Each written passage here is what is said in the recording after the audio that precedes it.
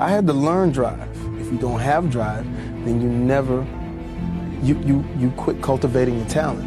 Because once you rest, and once you say it's over, I've gotten to the mountaintop, then your talent starts to dwindle. That hustle, what I call hustle, is very important because at some point, you're going to be able to pull the hustle back just a little bit, and then you pick your spots. The time right now is a hustle to set things up so that in the future, you're able to cut back just a little bit and just pick your spot. You visualize where you want to be and what you want to accomplish. And you kind of get lost in the process of day-to-day, grinding it out and working, pulling on others if you have to.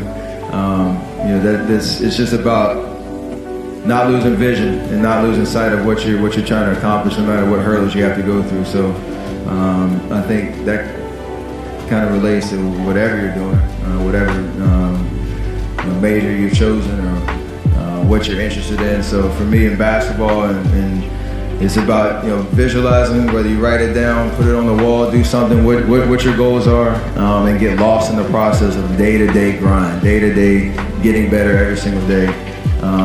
Asking questions, aligning yourself with people that have been through it before, that are experienced, and leaning on that advice, and just trying to outwork the next person, and that's the biggest thing. Work like hell and advertise. You get it? Work like hell, go to bed, and early to rise, work like hell and advertise. So you work your ass off, and then you let the world know about your work. That's what it is all about. Let people know. If you have a company, if you have a movie, if you do a sports, work your ass off, but then advertise and let everyone know. As a child, my parents always told me you could be whatever you want to be. You could do whatever you want to do.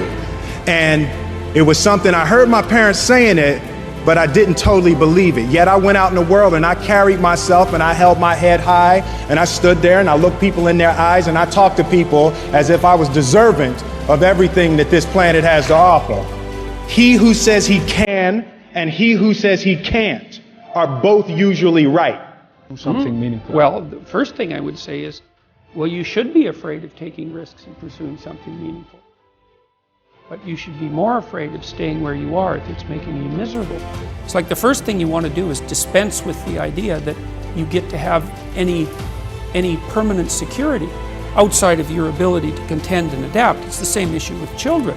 It's like you're paying a price by sitting there being miserable. You might say, well, the devil I know is better than the one I don't. It's like, don't be so sure of that. The clock is ticking. Yeah, and if you're miserable in your job now and you change nothing, in 5 years you'll be much more miserable and you'll be a lot older.